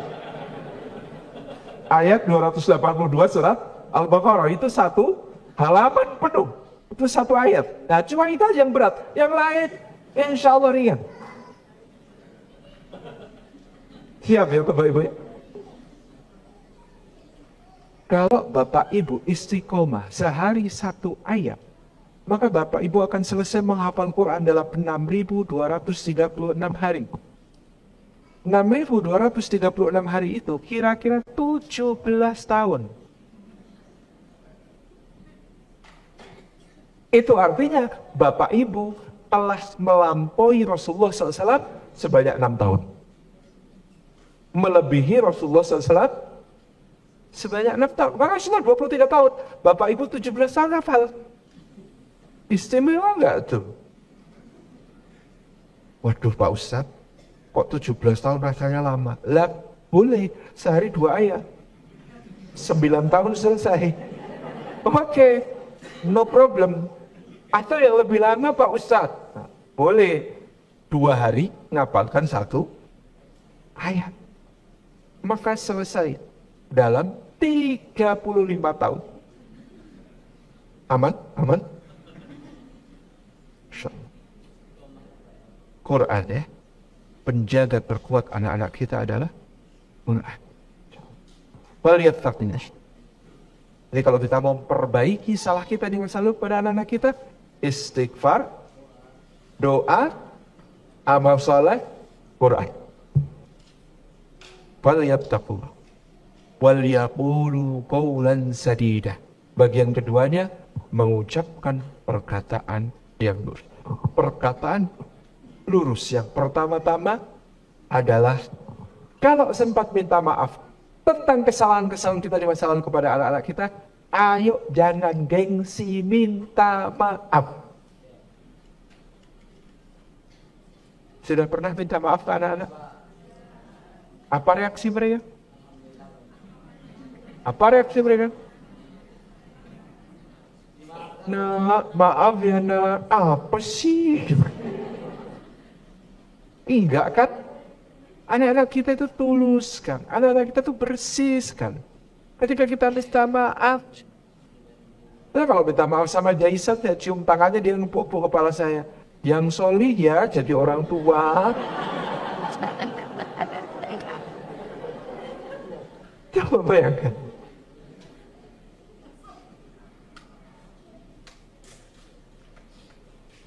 Minta maaf. Kalimat yang paling lurus adalah kalimat minta maaf kepada mereka. Insya Allah. Yang berikutnya, qaulus sadid itu berarti perkataan yang konsisten dan konsekuen. Jadi kadang-kadang memang hal-hal sepele kadang-kadang kita nggak nyadar kalau kita nggak konsekuen dan nggak konsisten. Contoh, anak kita minta tolong bantu untuk cuci piring. Dia lagi asyik nonton TV. Nah, bantu dong sini, bantu bunda saya. Enggak, aku kan lagi nonton ini, bagus bunda. Lalu kita ngomong sama dia, ya Allah nak, kamu itu kan udah besar, masa nggak mau bantu bunda? 5 menit kemudian ditayangkan TV yang dia tonton, ada iklan. Dari iklan itu dia kemudian mendekati kita minta, bunda beliin itu dong bunda buat aku, bagus ya bunda. Apa sih itu? Nggak boleh, kamu tuh masih kecil. Apa yang jadi masalah? 5 menit yang lalu dia sudah besar, sekarang dia masih kecil. Sadar nggak sering begitu? Jadi dia bingung, dia sebenarnya masih besar atau sudah kecil gitu. Karena kita ngomong bukan sesuai fakta, tapi kita ngomong sesuai kepentingan kita. Kepentingan kita yang pertama, kita suruh dia bantu kita. Karena kita suruh dia bantu kita, maka kita ngomong, kamu tuh udah besar, iya gak? Badannya besar. Begitu kita punya kepentingan untuk jangan membelikan dia atas apa yang dia minta, lalu karena kepentingan itu kita ngomong dia masih kecil. Masalah itu. Saya pernah nggak sadar ngomong begitu kepada anak saya. Terus dia ngomong, abah ini gimana sih? Aku tadi sudah besar. Sekarang kok masih kecil lagi? Bapak dia. Maksudnya tadi sudah cukup besar untuk membantu abang, yang sekarang ini masih agak kecil untuk bisa punya barang kayak gitu. Apa sukanya gitu kan? Protes. Minimal kita mau memperbaiki omongan. Maksudnya sudah agak besar untuk bisa bantuin, masih agak kecil untuk soal beli barang itu. Oke? Ya. Berarti aku kurang berapa lama lagi boleh dibelikan itu. Pinter dia kalau soal negosiasi begitu. Ya kalau kamu sudah rajin bantu. Oh ya oke, kata dia gitu kan. Jadi kayak begini itu menjadi diskusi yang konsekuen. Artinya kita juga melakukan apa yang kita ajarkan kepada dia. Nggak perlu teles. Hayo abah, masuk kamar mandi belum berdoa. Astagfirullah, lupa. Nggak usah ngeles mengatakan, udah dalam hati. Karena dalam hati itu tidak menjadi tarbiyah. Yang menjadi tarbiyah itu kalau dia melihat itu diucapkan. Dia mendengar kata-katanya. Itu jadi tarbiyah. Maka langsung, abah berdoa dulu. Bismillahi awalahu wa akhirahu. Kalau lupa berdoa di bagian awal, Bismillahi awalahu wa akhirahu. Jadi pendidikan. Kalau kita mau jujur, itu karena kita udah kamu nggak tahu aja, udah dalam hati ini. Lain kali kita tegur juga, oh nggak berdoa mas.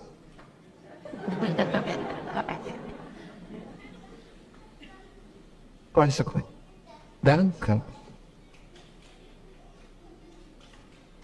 Dan lucunya ini soal milih kadang-kadang urutan melakukan sesuatu.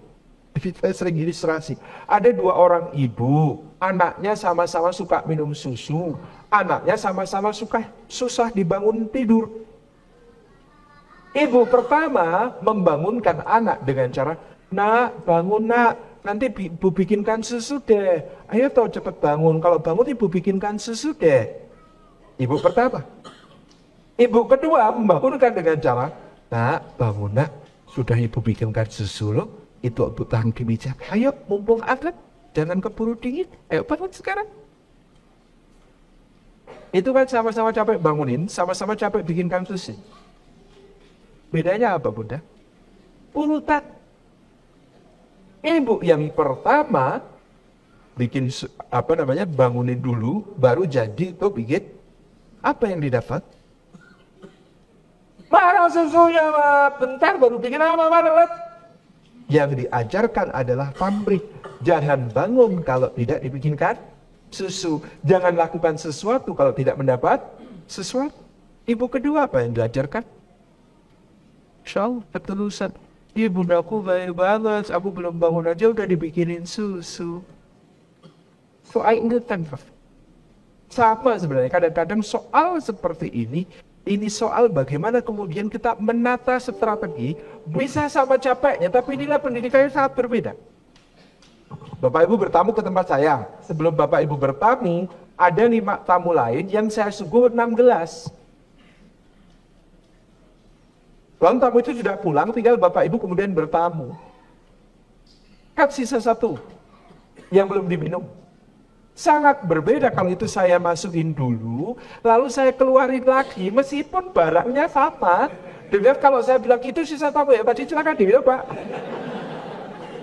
Betul tidak? Padahal sama loh barangnya. Tapi kan dirasa jadi berbeda. Kalau khususnya lebih ekstrim. Dan tamunya datang di kontrakannya di Kairo, membikinkan teh, gelasnya itu masih kotor, kemudian dicuci untuk ngeringkan itu, nyari lap nggak ketemu, buka kemasan celana dalam yang baru kan ya, dipakai untuk ngelap jangkirnya. Tamunya disukul pakai itu, tamunya. Sampai mau pamit nggak diminum, kok nggak diminum? Oh, ngelapnya aja pakai celana dalam. Oh lah, kamu belajarnya syariat kok nggak hakikat? Itu hakikatnya kain baru dan bersih, belum pernah dipakai celananya gitu. Meskipun bentuk luarnya adalah celana dalam. Kalau itu beda lagi. Cerita Gus Dur sama Gus Mus itu lucu-lucu. Jadi dulu Gus Dur itu pintar masak. Salah satu masakan yang Gus Dur paling pintar bikin itu adalah sambal goreng ati. Nasi goreng ati. Pokoknya yang pakai ati-ati itu. Pada zaman itu di Mesir, orang jualan ati itu untuk makanan anjing. Sehingga kalau di pasar, itu kadang-kadang diberikan secara gratis. Nah Gus Mus itu kan bagian belanja. Ketika belanja ke pasar kan milih hati itu terus sama penjual, wah anjingnya banyak ya. Kata Gus Mus, iya gitu. Terus sih, masak. Apa Gus Dur kan? Nah, satu saat Gus Dur kan pindah ke Baghdad, pindah kuliah. Dari Al-Azhar waktu itu ke Universitas Baghdad. Udah ke Irak.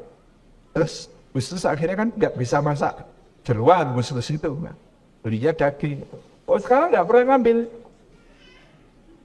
Hati lagi, kemana anjingmu? Kata Gus Dur, sudah pindah ke Baghdad. Itu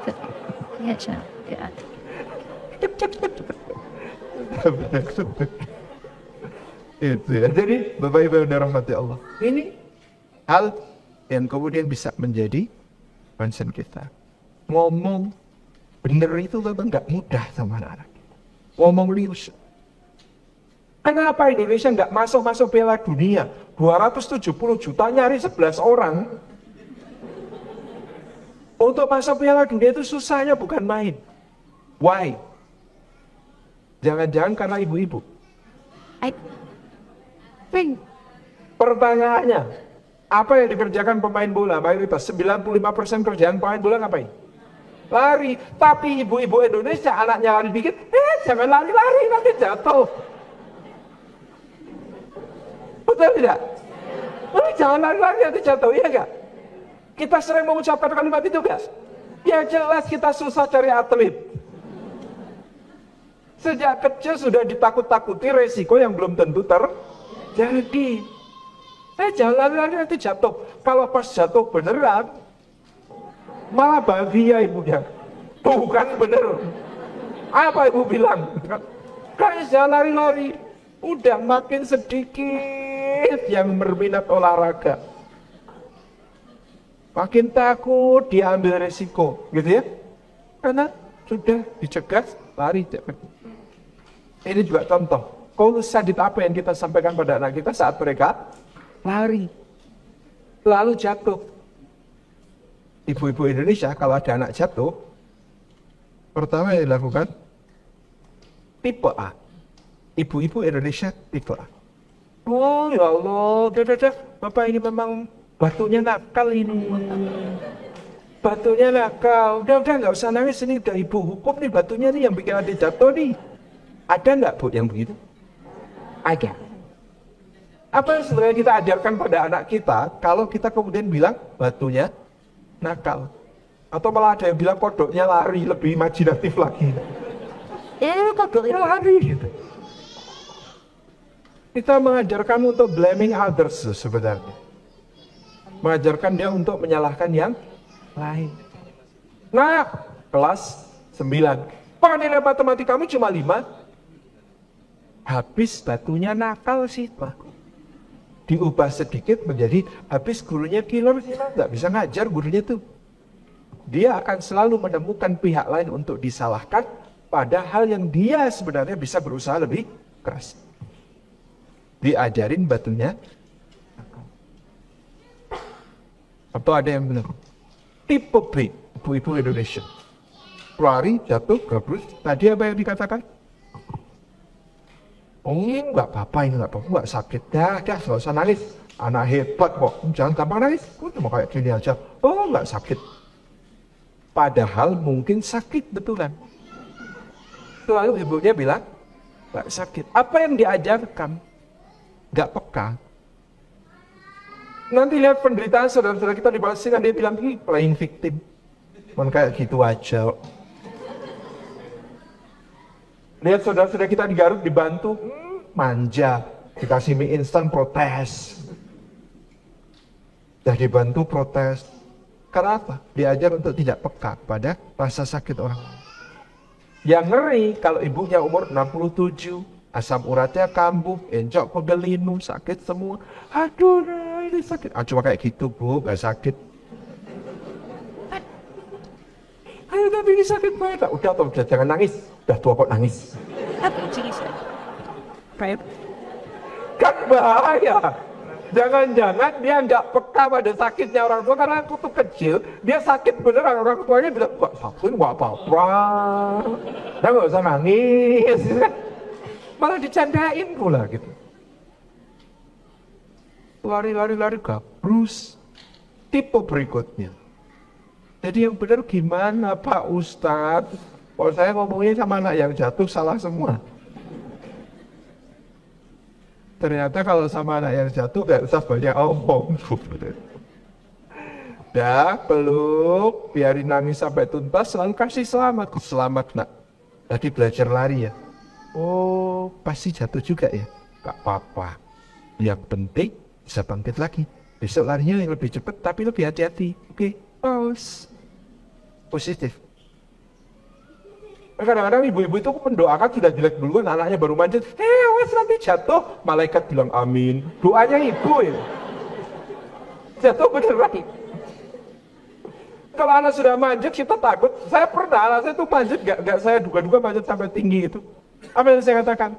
Ya Masya Allah, nah, hatinya itu gemeteran, takut sudah kita jatuh gimana. Tapi saya tidak ucapkan itu ya, saya ucapkan Masya Allah, kamu sudah sukses sampai ke atas. Coba turun ke bawah sini ya, bantuku gitu.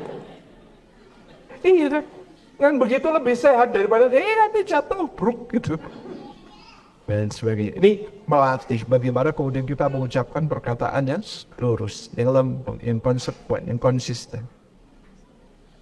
Maka kadang-kadang perkataan yang lurus itu di dalamnya mengandung bagaimana cara kita memperlakukan sesuatu dengan adil. Karena kadang-kadang lebih peka pada kurangnya. Anak bunda, anak bapak umur 3 tahun, 4 tahun. Makan. Udah bagus makan, jadi habis makan dia bawa piringnya ke tempat cuci piring, ke wastafel. Di tengah perjalanan dari tempat dia makan ke wastafel tempat cuci piring, piringnya jatuh, pecah. Pertanyaannya, apa yang bapak ibu komentari? Inisiatifnya untuk bawa piring itu ke tempat cuci piring, atau yang dikomentari jatuhnya piring itu? Iya kan? Ini kita evaluasi aja gitu. Biar bapak ibu makin merasa bersalah gitu. Salah sendiri temanya itu. Saya perlihatkan betapa kita sering gak adil. Itu jatuh gak disengaja. Itu jatuh bukan kemauan dia. Harusnya kita mikir, oh apresiasi pertama adalah anak ini keren, makan, dia tanggung jawab, punya rasa tanggung jawab, maka piring itu dibawa ke tempat cuci piring. Maka efek sangat bagus kalau kita mengatakan kepadanya di kita piring jatuh, Masya Allah anak bunda keren, habis makan piringnya lo bawa ke tempat cuci piring. Hebat itu nak, namanya anak bertanggung jawab. Qadarullah ya, jatuh ya. Oh, gak apa-apa jatuh. Sekarang mas bersihin, bunda yang bantu. Perhatikan kalimatnya. Sekarang mas bersihin, bunda yang bantu. Meskipun prakteknya lebih banyak bunda yang kerjain. Kenapa? Karena dia harus tetap menjadi subjek utama kejadian itu. Tidak boleh bunda rebut perannya. Mas yang bersihin, bunda yang bantu. Meskipun ngerjainnya lebih banyak bunda bersih-bersihnya. Tetapi dia akan menjadi merasa akulah yang bertanggung jawab, akulah subjek utama, bunda membantu aku agar aku menjadi orang yang bertanggung jawab. Rachel. Ini bapak-bapak ini, wah anak saya sudah besar semua Ustaz. Ya nanti untuk cucu ya Pak ya. Cucu juga anak kita gitu. Insyaallah. Ada orang tua yang, anak saya udah gede gak mau bantuin. cuci piring atau kerjaan rumah. Lalu langsung kecil kalimat yang valid teriak-teriak, udah, abah aja, udah, bunda aja. Iya kan? Lalu sekarang kita komplain, kok nggak mau bantuin? Oh, waktu kecil dibiasain kalimat bunda aja, abah aja kok. Lihat, bagaimana kalimat yang lurus ini menjadi pendidikan yang luar biasa. Nah, Bapak Ibu yang dirahmati Allah Subhanahu wa Ta'ala, sudah 11:30 rupanya. Saya kira ada beberapa pelajaran penting yang bisa kita lakukan. Saya ingin sebagai penutup, 2 menit dari sekarang ayah bunda menulis apa yang kira-kira akan ayah bunda lakukan kepada anak-anak ayah bunda untuk menebus kesalahan di masa lalu. Mulai dari sekarang, silakan ditulis.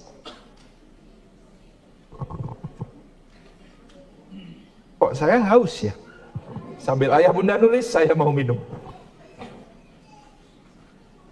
Wing. Ini sponsor, bukan? Tahu aja kesukaan saya, Pak.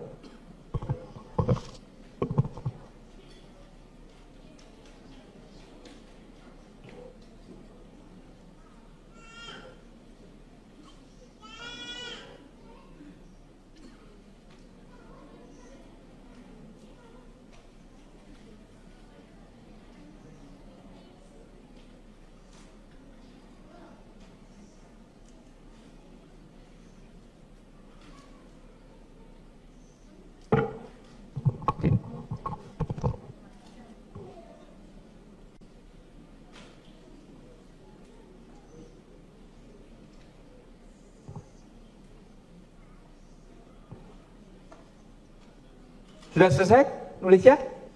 Belum? 30 detik.